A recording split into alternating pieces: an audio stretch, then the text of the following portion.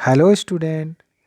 आज मैं आप लोगों को झारखंड बोर्ड में पूछे जाने वाले इम्पोर्टेंट क्वेश्चन एलसीएम और एचसीएफ कैसे निकालना है, वह भी अभाज्य गुणनखंड विधि से, वो आपको मैं सिखाने जा रहा हूँ। तो स्टूडेंट्स, एलसीएम और एचसीएफ दो विधि से निकलता है। एक आपका भाग विधि होता है और दूसरा आपका लसा विधि यानी कि अभाज्य गुणनखंड विधि। तो आज हम लोग सीखेंगे अभाज्य गुणनखंड विधि यानी लसा विधि से हम लोग कैसे एलसीएम और एचसीएफ निकालते हैं। तो चलिए देखते हैं। उसके लिए क्वेश्चन लेते हैं। 26 और 91 का एलसीएम और एचसीएफ अभाज्य गुणनखंड विधि से ज्ञात करें। स्टूडेंट्स, आपने सुना कि 26 और 91 का एलसीएम और एचसीएफ निकालना है, वह भी अभाज्य गुणनखंड विधि से। तो हम लोग इसको कैसे सॉल्व करते हैं, देखिए। ऐसे तो आपको डिस्प्ले में दिखाई दे रहा है कि इसका सॉल्व किया हुआ है, लेकिन मैं आपको इसको लाइन टू लाइन मैं समझा दे रहा हूँ। सबसे पहले हम लोग 26 का अभाज्य गुणनखंड निकालेंगे। गुणनखंड कितना होगा उसके लिए लसा विधि जो आप यहाँ पर देख पा रहे हो, 26 का निकाला गया है तो 2 और 13 आया है, तो 2 इंटू 13 लिखेंगे। उसी तरह से 91 का अभाज्य गुणनखंड निकालेंगे, रफ में करके दिखाया गया है। तो इसका 7 इंटू 13 आया है। यहाँ पर आपका एलसीएम यानी लसा निकालना कंप्लीट हो गया है, लेकिन हमें दो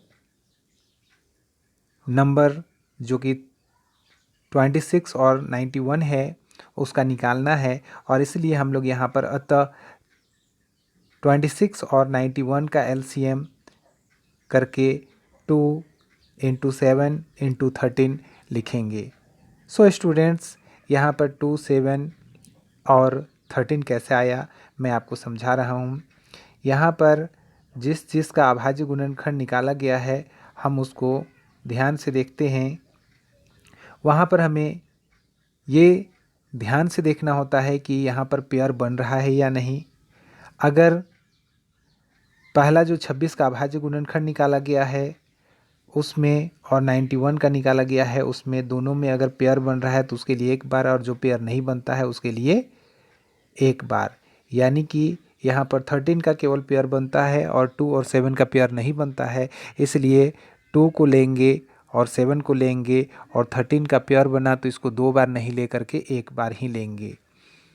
और इस प्रकार 2 इंटू 7 इंटू 13 हो गया, और इसको इंटू करेंगे तो स्टूडेंट्स 182 आएगा। यानी कि 26 और 91 का एलसीएम निकाला गया तो कितना आया, 182 आया।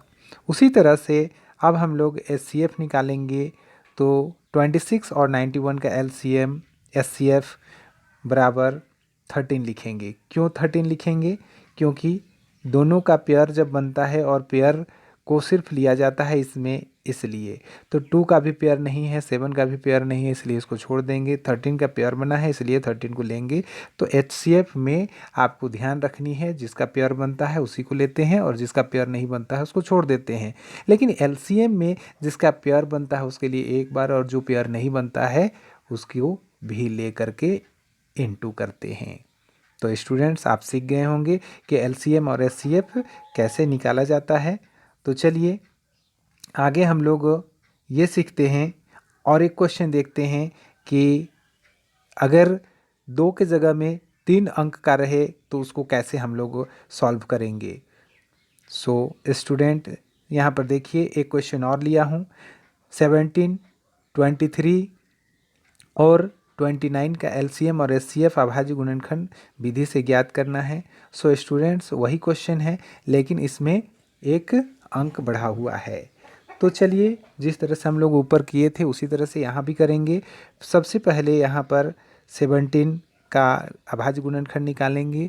तो 17 का लसा अगर हम लोग करते भी हैं तो 17 का नहीं जाता है, और इसलिए हम लोग यहाँ पर 1 इंटू 17 लिखेंगे।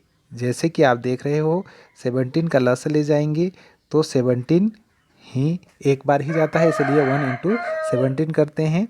और उसी तरह से 23 का भी निकालते हैं तो इसका भी नहीं जाता है, इसलिए हम लोग 1 इंटू 23 लिखते हैं। और लास्ट 29 है, इसका भी अगर एलसीएम निकालते हैं तो नहीं जाता है, इसलिए 1 इंटू 29 लिखते हैं। अब यहाँ पर मेरा एलसीएम निकाला हुआ कंप्लीट हो गया, तो यहाँ तीनों का एलसीएम एक साथ निकालेंगे, तो इसलिए हम लोग अतः करके लिखेंगे 17, 23 और 29 का एलसीएम क्या होगा, तो जिसका पेयर बनेगा उसके लिए एक बार, और जो पेयर नहीं बनेगा उसको भी लिया जाता है, ये मैंने आपको सिखाया। तो यहाँ पर पेयर बन रहा है 1 का, इसलिए 1 कर दिए। 17 का पेयर नहीं बना है, उसको भी ले लिया। 23 का पेयर नहीं बना, उसको भी लिया। 29 का पेयर नहीं बना, उसको भी ले लिया। तो स्टूडेंट, ये तो आपका एलसीएम निकल गया और सभी को इंटू कर दिया, तो 11,339 आ गया।